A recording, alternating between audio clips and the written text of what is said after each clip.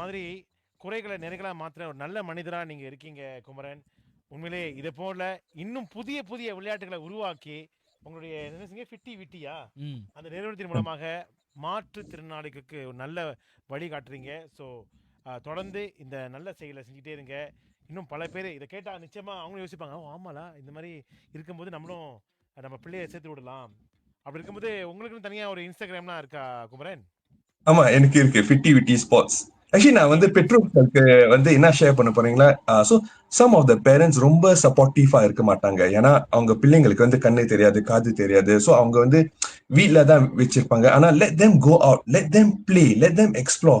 They so deserve to enjoy everything that's out there in the world as well.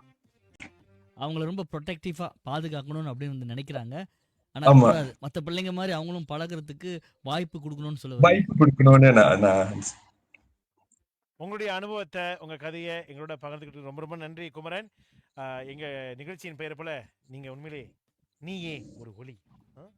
வாழ்த்துக்கள், நன்றி. மாணவர்களுக்கு நீங்களே ஒரு ஒளியா இருந்திருக்கீங்க. நன்றி கலந்துக்கிட்டதுக்கு குமரன். Thank you. நன்றி.